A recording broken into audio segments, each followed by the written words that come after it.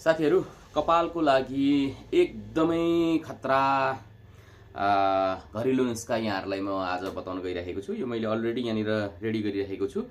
कपाल फुलेर हैरान हुनुहुन्छ, यहाँहरुले चाहिँ कालो मेहन्दी लगाइरहनु पर्ने अवस्था छ, त्यसपछि कपाल फुलेर कपालको जरा जरा चिलाएर हैरान हुनुहुन्छ, कपाल हेयर फल हुने समस्या छ भने यहाँहरुको लागि नेचुरल एकदमै प्योर नेचुरल यहाँहरुलाई मैले घरेलु नुस्खा यहाँहरुलाई बताउन गइरहेको छु। यो एकदमै राम्रो हुनेछ सबैको लागि।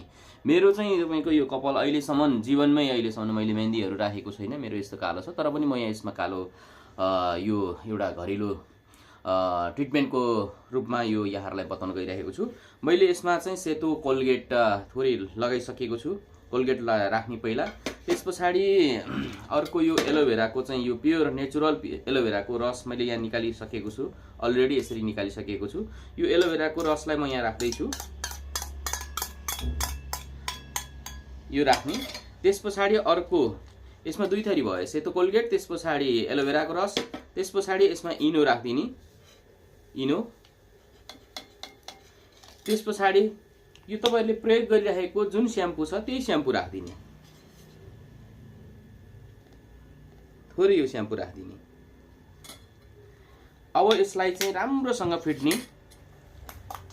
यो फिटिसकेपछि यो अटोमेटिक यसरी चाहिँ फुलेर आउँछ, यो फुलेर आउँछ। यहाँ हेर्नु होला, यो थोरै छ, कचौरा भरि हुन्छ यो, हेर्नुस् त, फिट्दा फिट्दै कपाल यहाँहरुको कपाल फुलेर चाहिँ अब यो उमेर नपुग्दै कतिको कपाल फुल्छ, कतिको उमेर पुगेर फुल्छ, कपाल फुलेर हैरान हुन्छ भने यो हप्तामा एकचोटी यहाँहरुले गर्ने गर्नुस्।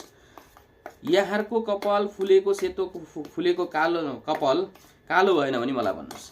यति राम्रो घरेलु नुस्खा हो यो, यो नेचुरल एकदमै नेचुरल हो। अब यो तयार भइसक्यो, यहाँ हेर्नुस् त, यो तयार भइसक्यो। अब म यसलाई लगाइदिन्छु, हेर्नुस् है, अब म लगाइदिन्छु। मेरो अहिलेसम्म जीवनमा मैले कालो कपालमा कालोहरु राखेको छैन, कलरहरु राखेको छैन, तर पनि यो मैले एउटा घरेलु रूपमा चाहिँ यहाँहरुलाई पनि जानकारी होस् भनेर म गर्छु। र यो धेरै जनाले चाहिँ फेरि सोधेको पनि छ यहाँनिर चाहिँ, सर यो कपालको लागि पनि केही त्यस्तो नेचुरल विधिहरु, कपाल फुलेर कपाल चिलाएर हैरान हुनेहरुको लागि केही नेचुरल विधिहरु शेयर गरिदिनुस् न भन्ने किसिमको चाहिँ रिक्वेस्ट पनि आएको, र भेटवार्तामा पनि साथीभाइ लगायत चिनजानको चाहिँ आफन्त लगायतले चाहिँ कपाल कालो बनाउने के छ हो भनेर यस्तो किसिमले चाहिँ उहाँहरुले पनि धेरैले सोधेको कारणले गर्दाखेरि मैले आज यहाँनिर सबैको लागि होस् भनेर यो मैले चाहिँ जानकारी गराइरहेको छु। यहाँ हेर्नुस् त, यो यसो गरेर चाहिँ नर्मली 15 मिनेट मात्र राखिनै पुग्छ, तर तपाईहरुले 15 मिनेट किन, यो नेचुरल भएको कारणले गर्दाखेरि कम्तीको पनि आधी घण्टा राख्नु होला अथवा 1 घण्टा राख्नु होला। अनि त्यसपछि नुहाइदिनुस्, यसको कपालको जरा जरासम्म पुग्ने गरेर यसरी चाहिँ लगाइदिनुस्।